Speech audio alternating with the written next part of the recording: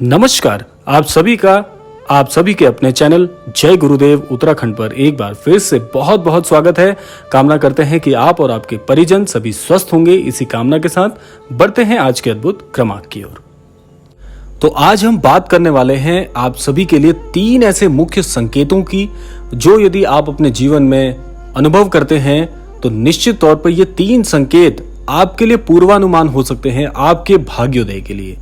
देखिए, जीवन में भाग्योदय की कामना हर व्यक्ति करता है। हर व्यक्ति चाहता है कि उसका पूरा भाग्य उसका साथ दे, लेकिन भाग्योदय से पहले भी हमको कुछ ऐसे संकेत जीवन में प्राप्त होते हैं जो कि ईश्वर की कृपा से हमारे लिए पूर्वानुमान होते हैं कि निकट भविष्य में आपके भाग्य का बदलता स्वरूप आपके सामने आने वाला है। तो आज हम इसी क्रम में चर्चा करने वाले हैं और इससे हम ये जान पाएंगे कि हमारे जीवन में निकट भविष्य में कौन सी घटना होने वाली है। तो आइए बिना समय व्यर्थ किए हुए बात करते हैं आज इन 3 मुख्य संकेतों के विषय में। देखिए, आप सभी जानते हैं कि जीवन में बहुत सी चीजें बहुत दुर्लभ होती हैं दिखना। जो चीजें बहुत दुर्लभ होती हैं उनको देखकर हमारा मन प्रसन्न हो जाता है। ऐसा ही एक दुर्लभ स्वप्न होता है कि यदि आपके सपने में आपको साधु संतों के दर्शन हो जाएं। यह स्वप्न मैं महाराज जी से जोड़कर भी आपको बताऊंगा, क्योंकि महाराज जी भी एक बहुत ही अद्भुत संत हैं जो कि यदि स्वप्न में किसी को दिख जाएं तो आप सभी जानते हैं, कल के क्रमांक में हमने इस पर बहुत ही विस्तारित रूप से चर्चा की है। तो सबसे पहला जो महत्वपूर्ण संकेत होता है वह यही है कि यदि आपको स्वप्न में साधु संतों के दर्शन हो जाएं तो ऐसा स्वप्न देखने वाला जातक बड़ा ही परिपूर्ण हो जाता है। निकट भविष्य में ऐसे व्यक्ति को बहुत सफलता मिलती है और जो आपके काफी समय से अटके हुए कार्य चल रहे होते हैं, जैसे आप किसी कार्य के लिए बहुत समय से प्रयास कर रहे हैं पर आपका वह अमुक कार्य बन ही नहीं पा रहा, आप बहुत परेशान चल रहे होते हैं कि मैंने सारी युक्तियां लगा दी लेकिन कोई भी युक्ति इसमें कार्य नहीं कर रही, तो इसलिए मेरा कोई अमुक कार्य काफी समय से पिछड़ा हुआ है, पूर्ण नहीं हो पा रहा। तो यदि आपको ऐसा स्वप्न दिखे जिसमें या तो महाराज जी के दर्शन हो जाएं, तो ये सबसे ज्यादा भाग्यशाली स्वप्न है कि महाराज जी स्वप्न में दिख जाए। तो महाराज जी के सानिध्य के साथ साथ आपको बहुत सारी चीजें मिलती हैं जो कि आपके भविष्य को संवार देती है। ऐसे ही महाराज जी के अलावा और कोई सूफी संत यदि आपको स्वप्न में दिख जाए तो मान लीजिएगा कि जो कार्य आपका अटका हुआ है वो पूर्ण होने की दिशा में अब कार्यरत होगा। साथ साथ में आपकी मंशाएं पूर्ण होने का ये बहुत अद्भुत संकेत होता है। इसके अलावा जिस भी कार्य की आप योजना बना रहे हैं लेकिन वो कार्य शुरू नहीं कर पा रहे हैं तो निश्चित तौर पर आप वे कार्य को बड़ी ही सफलता पूर्वक कृतियों से सफल बनाने के लिए उसको प्रारंभ करेंगे। तो यह होता है पहले स्वप्न का आशय, बड़ा ही भाग्यशाली यह स्वप्न है। अब हम बात करने जा रहे हैं दूसरे अद्भुत संकेत की ओर। दूसरा अद्भुत संकेत भी बड़ा ही भाग्यशाली होता है जातक के लिए।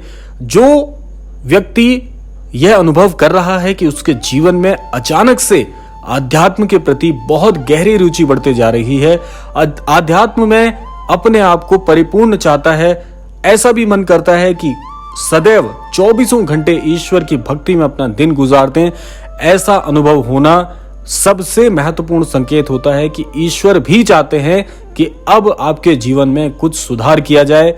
ईश्वर भी चाहते हैं कि अब आपकी ओर ईश्वर का ध्यान आकर्षित हो और ईश्वर चाहते हैं कि आपके जीवन में सफलता अग्रसर हो। तो यह ऐसा स्वप्न होता है। इस स्वप्न के बारे में बहुत से लोग अलग अलग बातें करते हैं, पर इस स्वप्न के इस संकेत के लिए मैं आपको सबसे महत्वपूर्ण बात बताता हूं कि आप यह मान लीजिए, आध्यात्म में बहुत गहराई से रुचि होने का आशय होता है कि ईश्वर ने बीड़ा उठा लिया है अब आपके जीवन को सुधार करने का। अब आप सोचिए कितना भाग्यशाली है वह व्यक्ति जिसके विषय में ईश्वर ऐसी मंशा रखते हैं कि इस व्यक्ति के जीवन को मुझे संवारना है। अब इसमें कुछ सावधानियां भी हैं। अगर ये संकेत मिले, संकेत आप कैसे पहचानेंगे कि अचानक से आपका आध्यात्म के प्रति बहुत रुझान बढ़ गया है। जैसे मान लीजिए उदाहरण स्वरूप में श्री हनुमान जी के प्रति आपका बहुत लगाव हो गया अचानक। पहले आप इतना लगाव नहीं रखते थे, पहले आप अपने काम से काम रखते थे, लेकिन अचानक से आध्यात्म ने आपको अपनी ओर आकर्षित कर लिया या आप आध्यात्म की ओर आकर्षित होते हुए आध्यात्म को जानने के प्रयास करने लगे, तो समझ लीजिए इससे महत्वपूर्ण स्वप्न जीवन में कोई नहीं हो सकता। अब बात करते हैं इसमें सावधानी क्या रखनी है। देखिए, सावधानी बहुत ही महत्वपूर्ण है इस संकेत के लिए भी। पहली सावधानी आपको यह रखनी है कि स्वयं को शुद्ध रखना है। शुद्ध कैसे? मन से भी, बुद्धि से भी, वाणी से भी, अंतर मन से भी। ये शुद्धता आपको अनुभव करनी है। शुद्धता केवल नहाने से नहीं आएगी। नहाना तो आपको है ही, ये तो दिनचर्या का एक मुख्य भाग है ही, लेकिन अंतर मन को भी स्वच्छ करना है।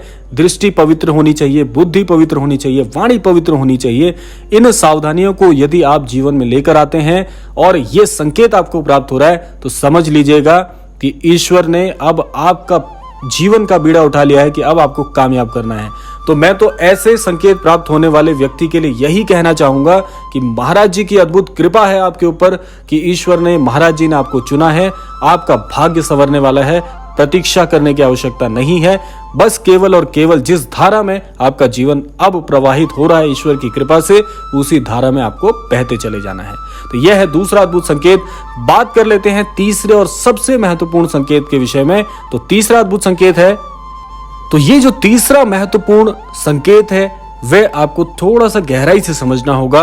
इस संकेत में आपका दृष्टिकोण यदि पूर्ण रूप से बदल जाता है, ये कोई स्वप्न नहीं है, ये एक अनुभूति है। इसीलिए मैं कह रहा हूं कि इसको थोड़ा गहराई से आपको समझना होगा। कुछ व्यक्तिगत लोगों के जीवन से जुड़ा हुआ मैं आपको ये अनुभव बता रहा हूं, तो बहुत ध्यान से सुनिएगा।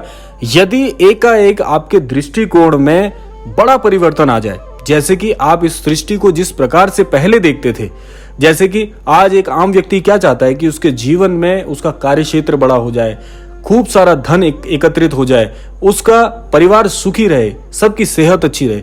ये तो एक सामान्य दृष्टिकोण है जीवन को जीने का। लगभग प्रति व्यक्ति जो भी है वह इसी प्रकार से सोच रखता है। लेकिन मैं बात कर रहा हूं एक ऐसे दृष्टिकोण के विषय में कि जिस प्रकार से आप इस सृष्टि को पहले देखते थे, अब आपका दृष्टिकोण सृष्टि के प्रति बढ़ गया है। बढ़ कैसे गया है कि पहले तो व्यक्ति अपने बारे में सोचता है, अपने परिवार के बारे में सोचता है, लेकिन उदाहरण स्वरूप में यदि आपका दृष्टिकोण ऐसा हो गया है कि आप समाज को देखकर बहुत चिंतित हो जाते हैं, किसी को दुख को देखकर बहुत चिंतित हो जाते हैं, किसी को यदि कष्ट में देखते हैं उससे आपका हृदय बहुत ज्यादा व्याकुल हो जाता है और आप चाहते हैं कि इस सृष्टि में जितने भी कष्ट लोगों को मिल रहे हैं उसके निवारण के लिए आप दिन प्रतिदिन सोचने लगते हैं, थोड़ा समय ज्यादा निकालने लग जाते हैं, इस पूरी धरा के बारे में सोचना शुरू करते हैं। धार्मिक परिवर्तन आपके जीवन में हो जाता है। धार्मिक परिवर्तन का आशय यहाँ पर यह है, जिस प्रकार से आप पहले धर्म ग्रंथों के बारे में जानते थे, अब आप उनका अध्ययन करना चाहते हैं। दृष्टिकोण आपका पूरी तरह से परिवर्तित हो जा रहा है। तो समझ लीजिए कि बहुत बड़ा संकेत है जीवन के पूर्ण रूप से परिवर्तित होने का। इससे बड़ा संकेत जीवन में आपको और कोई प्राप्त नहीं हो सकता, क्योंकि ऐसा संकेत ज्यादातर महाराज जी से जुड़ने वाले भक्तों के जीवन में होता है। वह क्या होता है कि महाराज जी का मैं आपको एक अकाट वाक्य याद दिला दूं। महाराज जी कहते हैं कि हम हृदय परिवर्तित कर देते हैं। तो जब महाराज जी किसी का हृदय परिवर्तित करते हैं, ये बड़ी अनुभूति, ये बड़ा संकेत तब आपको प्राप्त होता है। पूरा दृष्टिकोण ही परिवर्तित हो गया। इस संसार को आप अपना परिवार की तरह देखना शुरू कर दें तो समझ लीजिए कि आपके जीवन में बहुत बड़ी कोई चीज घटित होने वाली है और इसमें महाराज जी की, ईश्वर की मंशा छिपी हुई है। कोई कार्य महाराज जी आपके द्वारा कराना चाहते हैं, वे कार्य निश्चित तौर पर बहुत ही अच्छे होने वाले हैं, जिसको आप कहते हैं कि सुकार्य किसी के लिए करना, जीवन में पुण्य कर्म करना, धर्मार्थ करना। और धर्मार्थ शब्द अपने आप में बड़ा घनिष्ठ शब्द है, इसीलिए धर्मार्थ का कार्य ईश्वर आपके द्वारा कराना चाहते हैं। महाराज जी ने आपके लिए कुछ बहुत विशिष्ट सोचा है। तो यह दृष्टि और दृष्टिकोण परिवर्तन का वाक्य मैं यहाँ पे इसलिए इस्तेमाल कर रहा हूँ क्योंकि महाराज जी अपने अनन्य भक्तों को जब चुनते हैं तो कोई ना कोई जिम्मेदारी जरूर देखते हैं।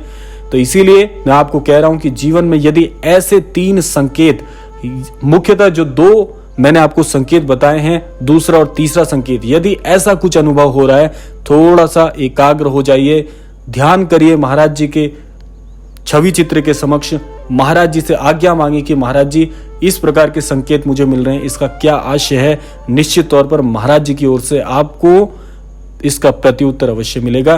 तो आशा मैं यही करता हूं, विदा लेने का समय भी आ गया है, आशा मैं यही करता हूं कि महाराज जी सभी को ये संकेत दिखाएं, सभी को कोई ना कोई जिम्मेदारी प्रदान करें और यह भी चाहता हूं कि आप सभी के जीवन में सुखद घटनाएं शीघ्र आएं, आपका मार्गदर्शन महाराज जी करें, आपके जीवन में सब कुछ बहुत ही सुखद घटित हो। इसी कामना के साथ विदा लेने का समय आ गया है।